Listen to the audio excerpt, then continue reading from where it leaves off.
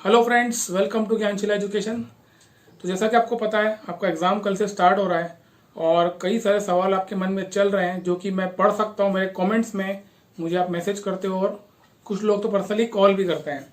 तो बातें सुन करके ऐसा लग रहा है कि आप बहुत ज़्यादा डिस्टर्ब्ड हो, और डिस्टर्ब होने का कारण क्या है? सिलेबस पूरा नहीं हुआ, मॉक टेस्ट में नंबर नहीं आ रहे, प्रॉपर रिविजन नहीं हुआ, और सबसे बड़ी चीज़, अपने आप के ऊपर कॉन्फिडेंस नहीं है। मतलब हमको ये भरोसा ही नहीं हो पा रहा है कि हम एग्जाम में अच्छा स्कोर करेंगे, क्योंकि अल्टीमेटली स्कोर तो एग्जाम में ही करना है। तो इसके लिए क्या किया जाए? देखो, सबसे पहले चीज तो मैं आपको एक चीज बताऊंगा बस करने के लिए, सिर्फ एक काम करना है। सब छोड़ दो, कुछ भी, जितना भी काम आप कर रहे हो ना, सब आप छोड़ सकते हो। केवल एक ही काम करना, उस एक काम के बल पे आप खुद देखना आपकी परफॉर्मेंस एग्जाम में। ठीक है? पहले एक चीज समझो, आप जब बात करते हो कि मेरे मॉक टेस्ट में नंबर नहीं आ रहे हैं, तो ये मॉक टेस्ट जो है, क्या ये एसएससी कंडक्ट करवा रहा है? क्या एसएससी ने बोला कि ये जो मॉक टेस्ट आप लगा रहे हो बिल्कुल एग्जाम जैसा ही होगा और इसमें जो नंबर आएंगे उसके आधार पर आप ये तय कर सकते हो कि आपका कैसा परफॉर्मेंस एग्जाम में होने वाला है? बिल्कुल नहीं। ये मॉक टेस्ट जो है, ये केवल और केवल आपके पर्सनल इवेल्युएशन के लिए है। इसमें जितने भी नंबर आपको आ रहे हैं, चाहे 120 आ रहे हो, 130 आ रहे हो, 150 आ रहे हो, चाहे आपके 200 में से 200 आ रहे हो, इसका मतलब ये बिल्कुल नहीं है कि यही नंबर आपके एग्जाम में आने वाले हैं। इस बात को समझ में आया और मानते हो इस बात को? अगर समझदार हो तो समझ रहे होगे अब तक मैं क्या कहना चाहता हूं। आप जो मॉक टेस्ट लगाते हो और उसके बेसिस पे एक अवधारणा आपने बना ली, आपने अपने आप को इवेल्युएट कर लिया उसके बेसिस पे कि मेरे तो इतने नंबर आ रहे हैं, इसका मतलब यही मेरा भविष्य है, इसके आगे हम नहीं बढ़ सकता एग्जाम में। ये सबसे बड़ा ब्लंडर आप कर रहे हो, क्योंकि जो मॉक टेस्ट आप लगाते हो, ये मॉक टेस्ट, ये सब वैसे मार्केट से क्वेश्चन उठा करके डाल दिए। ये कोई ये क्लेम नहीं कर सकता कि जो मॉक टेस्ट हम दे रहे हैं ये बिल्कुल एग्जाम ओरिएंटेड है। कोई भी क्लेम नहीं कर सकता ये, और हो भी नहीं सकता वैसा। तो समझदारी की बात क्या है कि हमको सबसे पहला काम ये करना है कि मॉक टेस्ट के बेसिस पे अपने आप को ये मत तय करो कि अब आपका कुछ नहीं हो सकता। अगर आपके 120 नंबर भी आ रहे हैं ना, तो भी मैं आपको कह रहा हूं कि आप कंपटीशन में हो, आप बहुत कुछ अभी भी कर सकते हो। अगर आपके जीवन में एक दिन बचा हुआ है ना, वो एक काम मैं आपको बताने वाला हूं, बस वही करना है। उस एक काम को करना, अगले 24 घंटे में आप खुद अपने अंदर परिवर्तन देखोगे। अगले दिन अपने आप को बिलीव करो। पहले सबसे पहले भरोसा करो कि जितनी मेहनत की है आपने वो बेकार नहीं है। वो ऐसे नहीं कि आपने उठा के कुछ भी पढ़ दिया और समय काट दिया। एक एक जीवन का एक हिस्सा आपने इस एग्जाम को दिया है, और वो दिया है तो उसका फल आपको निश्चित रूप से मिलेगा। बस पहला काम आपको ये करना है कि आपको भरोसा करना है। ठीक है? करना क्या मैं बताऊंगा अभी क्या करना है आपको, क्या नहीं करना वो पहले बता देता हूं। मॉक टेस्ट बंद कर दो, कोई मॉक टेस्ट मत देना, एक भी मॉक टेस्ट मत लगाओ इस समय पे। ठीक है? वो पूरी तरह से हटा दो। ठीक है? क्योंकि वो मॉक टेस्ट अब लगाने का मतलब नहीं है। मॉक टेस्ट जो हम लगाते हैं वो हम क्यों लगाते हैं? कभी भी मॉक टेस्ट लगाने का पर्पस पता है आपको क्या है? किसी स्टूडेंट को ही नहीं पता होता है, कोई मास्टर आपको नहीं बताने वाला है कि एक्चुअल में हम मॉक टेस्ट लगाते हैं तो ये क्यों लगाते हैं। मॉक टेस्ट लगाने का पर्पस ये बिल्कुल नहीं है कि आप ये पता लगाओ कि आपके नंबर कितने आ रहे हैं। ये पर्पस नहीं है सर। मॉक टेस्ट लगाने का पर्पस ये है कि आप अपने आप को इवेल्युएट करो, अपने आप को जानो कि आपकी कमियां क्या है, आपकी कमजोरी कहां है। क्योंकि अल्टीमेटली आपको करना कुछ नहीं है आपको अपनी कमजोरियों को ताकत में बदलते चले जाना है, तभी आप अपना लेवल उठा पाओगे एग्जाम में। तो मॉक टेस्ट लगाने का पर्पस केवल और केवल यही होता है कि हम अपनी वीकनेस को आइडेंटिफाई करें, उस पर काम करें और उसको स्ट्रेंथ में कन्वर्ट करें। इतना सा काम मॉक टेस्ट का होता है बस, और यही आपको करना चाहिए था। अगर आपने ये किया है तो डेफिनेटली आपका इंप्रूवमेंट हुआ होगा। अगर आप हर मॉक टेस्ट में केवल नंबर देखते हो और देख करके हताश और निराश हो जाते हो कि अब गए काम से, तो आपका कुछ नहीं होने वाला है। ठीक है? तो ये हो गया पहली चीज, मॉक टेस्ट बिल्कुल नहीं लगाना है। दूसरा काम, आप रिविजन क्या करें, रिविजन करें नहीं करें मत करो। 24 घंटे बचे ना, सब छोड़ दो, कोई मतलब नहीं रिविजन करने से भी, क्योंकि जो कुछ आप पढ़ चुके हो वो पढ़ चुके हो। जो मैं बताया था एक बार आपको, पन्ने पलटने वाली टेक्निक है, सिर्फ पन्ने पलटना है, वो जरूर कर सकते हो। बैठे बैठे खाली करोगे क्या? बैठ के पन्ने पलटो। जितनी कॉपी आपने बनाई है, इंग्लिश की बनाई होगी, क्वांट की बनाई होगी, रीजनिंग की बनाई होगी, जीए के आपने करंट अफेयर्स तैयार किया होगा, पन्ने पलटते चले जाओ, नजर मारते चले जाओ। दिमाग पे स्ट्रेस मत देना, अपने आप को जोर मत लगाना कि ये पढ़ो ही, ये याद करो। जबरदस्ती कुछ मत करना अपने साथ, क्योंकि होने वाला कुछ नहीं है। ठीक है? कोई रिवीजन नहीं करना। सिलेबस की टेंशन आपको है, जितना हुआ है ठीक है।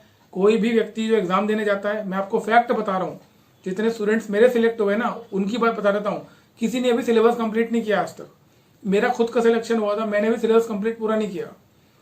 सिलेबस कंप्लीट करना प्रैक्टिकली इम्पॉसिबल है किसी के लिए भी, पूरा सिलेबस कोई खत्म नहीं कर सकता, ठीक है। जितना किया है ना उसमें मास्टरी करना, ये इंपॉर्टेंट है।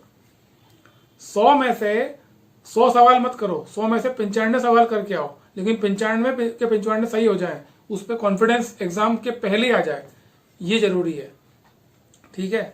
सिलेबस की टेंशन खत्म, सिलेबस छोड़ दो साइड में, सब कुछ हटा दो साइड में। करना क्या है फिर, क्या करें? एक तो जो बता दिया पन्ने पलटना है, वो तो करते रहोगे, खाली बैठे हो। सबसे इंपॉर्टेंट चीज ये ध्यान रखना कि आपको अपना 100% दे के आना एग्जाम में। इस चीज को बार बार रिपीट करो अपने माइंड में। आप सुबह से शाम तक, शाम से रात तक, सोते समय भी, सपने में भी, और कल सुबह उठ के भी एग्जाम देने जाओ, तब तक आपको केवल एक ही ख्याल आपके अंदर होना चाहिए कि मुझे अपना 100% देना है, दैट्स इट। उसके बाद क्या रिजल्ट आता है, क्या आउटकम आता है, ये सब देखा जाएगा, क्योंकि वो आपके कंट्रोल में नहीं है। जो भी आप एफर्ट लगा रहे हो वही आप पे कंट्रोल में है, जो उसका आउटकम निकलेगा एफर्ट का वो आपके कंट्रोल में है ही नहीं। जितने आप इंटरव्यू देखते हो ना, ये 1-1 घंटा, 1.5-1.5 घंटा का जो आपका समय खराब करते हैं, ये इतने तुर्रम का टॉप करने के बाद बन रहे हैं। कोई भी ये क्लेम कर सकता था एग्जाम के पहले कि मैं ले आऊंगा टॉप 100 में रैंक, या मैं टॉपर बन जाऊंगा, या टॉप 10 में रैंक लगाऊंगा? बिल्कुल दावे से कौन कह सकता है? 1000 सेक्टर काम कर रहे हैं ना, नॉर्मलाइजेशन भी तो होगा, दुनिया भर के पछड़े हैं उसमें भी। तो फिर कैसे आप क्लेम कर सकते हो, और कैसे आप ये अपने आप को देख सकते हो? जब कोई टॉप करना क्लेम नहीं कर सकता, तो आपने ये कैसे मान लिया कि आप फेल होने वाले हो? मेरे पास फोन आते हैं, सर हम तो गए काम से, अब अगले अटेम्प्ट में अच्छा करेंगे, अगले अटेम्प्ट में अच्छा। मैं आपको गारंटी से दे रहा हूं सर, आपकी तैयारी कैसी है इससे कोई फर्क नहीं पड़ रहा है। इस अटेम्प्ट में अगर आपने अपना 100% नहीं दिया, आप जिंदगी में कोई सा भी अटेम्प्ट उठा लेना, आने वाले समय में 2021 वाला, 22 वाला, 23, 24, 25 कोई सा भी सीजीएल उठा लेना, आप कभी अपना 100% दे ही नहीं पाओगे, और आप कभी अच्छी तैयारी नहीं कर पाओगे। क्योंकि इंपॉर्टेंट जीतना नहीं है, इंपॉर्टेंट पूरी ताकत से खेलना है। खेल को खेलना जरा जरूरी है। खेल को जीत तो अपने आप ही जाओगे ना, वो तो आउटकम है। जब खेल लिए अच्छे से, तो अगर उस खेल के हिसाब से अगर आपने काम कर दिया तो जीत गए। तो समझ में आ रही है बात? 100% पोटेंशियल, 100% एफर्ट लगाना है, इसी चीज को लेकर के एग्जाम तक जाना है, और इसी चीज को बार बार रिपीट करना है। क्योंकि देखो, आप 100% एफर्ट लगा लो, इससे ज्यादा पैसे भी कुछ नहीं करने वाले हो। मान लो आपने क्वांट पढ़ा, क्वांट के आपने 20% टॉपिक ऐसे हैं जिसको आपने छुआ ही नहीं, ठीक है, आपने 80% ही सिलेबस कंप्लीट किया, 80% टॉपिक कंप्लीट करें, तो आप 80% वाले क्वेश्चन ही कर पाओगे। उस 20% में से एक सवाल भी आ गया तो आपके लिए तो नया है ना, तो आप क्या कर सकते हो उसमें? मतलब ये हुआ कि जितनी आपकी खुद की कैपेसिटी है, आप उतना ही काम कर पाओगे। तो आपको क्या करना है, एग्जाम के दिन आपको ये पूरा ध्यान रखना है कि कम से कम जितनी मेरी कैपेसिटी में पूरी झोंक कराऊं, जितनी मेरी क्षमता है वो पूरी मैं एग्जाम में लगा कराऊं। आप खुद देख लेना इसका बेनिफिट आपको एग्जाम में, आपको खुद को अलग ही फीलिंग आएगी सर इसकी। और ये होता है, फ्रस्ट्रेट होना, परेशान होना, स्ट्रेस में आ जाना, ये होना कुछ नहीं है। इससे क्या होगा पता है? आपके जो एक्चुअल में स्कोर आ रहा होगा ना, वो कम हो जाएगा। जितना आप स्कोर कर पा रहे हो वो भी नहीं कर पाओगे, क्योंकि आप परेशानी में जी रहे हो, आप स्ट्रेस में जी रहे हो, आप अतीत में जाके बार बार अपने आप को कोस रहे हो कि सिलेबस कंप्लीट नहीं हुआ, रिवीजन ऐसा करता तो अच्छा रहता। किसी के नंबर आप बार बार देख रहे हो, अपने दोस्तों से आप ग्रुप बना के पढ़ रहे हो, किसी के मॉक टेस्ट के स्कोर आ रहे हैं, वो नंबर बता रहा है आपको कि देख मेरे तो इतने आ रहे हैं यार, मैं तो 180 लेके आता हूँ फलाना ढिमकाना मॉक टेस्ट में। और पता चला वो झूठ बोल रहा है, आपको क्या पता? वो आपको आपके सामने हीरो बनने के लिए, आपको पता ही ना चले, वो आपको बता रहा है मेरे इतने नंबर आ रहे हैं, आप तो स्ट्रेस में आ गए। तो सबसे ज्यादा अच्छा तरीका क्या है? कुछ मत करो, सिर्फ पन्ने पलटते जाओ, देखते जाओ, ना मन करे बैठ जाओ, बस कुछ भी करो, कोई सा भी काम कर रहे हो, लेकिन ख्याल ये रहना चाहिए दिमाग में कि मुझे और कुछ नहीं करना है, मुझे पेपर में जाकर के अपना 100% दे के आना है। बस मेरे अंदर जितनी कैपेसिटी है, जितनी मैंने पढ़ाई की है, जितनी भी मेहनत मैंने की होगी, वो कम है ज्यादा है ये कोई फर्क नहीं पड़ता। हम रिलेटिव ही होते हैं ना, किसी से तुमने कम की होगी, किसी से तुमने ज्यादा की है। ये अगर आप रिलेटिव देखोगे तो किसी से तुम ज्यादा हो, किसी से कम हो, तो क्या फर्क पड़ता है? क्यों हम कंपेयर करें? कितनी भी तुमने पढ़ाई की हो, जितना पढ़ा है वो पूरा का पूरा तुम एफर्ट लगाकर आओगे, ये अपने आप से प्रॉमिस करो। और यही बात अपने आप को बार बार रिपीट करो अपने माइंड में।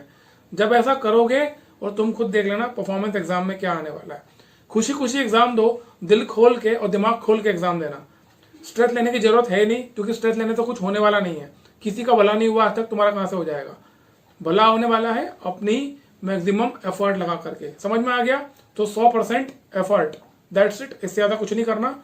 और पन्ने पलटते जाओ, देखते जाओ क्या बीज बोए हैं, क्या गुल खिलाए पिछले 1 साल में, सारे देख निकालो, पन्ने पलटते जाओ, देखते जाओ, पलटते जाओ, देखते जाओ। That's what you can do. कोई भी स्ट्रेस मत देना, ठीक है। तो मेरी शुभकामनाएं आप सबको है, बहुत सारी मेरी इच्छा है, हार्दिक इच्छा है कि आप लोग जो चाहते हो वो अचीव करो लाइफ में, और डेफिनेटली आपको अपना गोल मिले। पर एक चीज ध्यान रखना कि जब आप लड़ते हो ना, ये एक युद्ध है, और युद्ध में सबसे ज्यादा जरूरी है आपके मन का संतुलित होना। ये जो मन और आपका बुद्धि संतुलित है तो ज्यादा अच्छा परफॉर्मेंस आप दे सकते हो। अगर आप स्ट्रेस में रहोगे तो शायद परेशानी आ सकती है, ठीक है। तो ऑल द बेस्ट। उम्मीद करता हूं अच्छा परफॉर्म करोगे। परफॉर्म कैसा किया वो भी आके मुझे बताना। तब तक के लिए मिलते हैं अगले वीडियो में। Thank you so much. जय हिंद।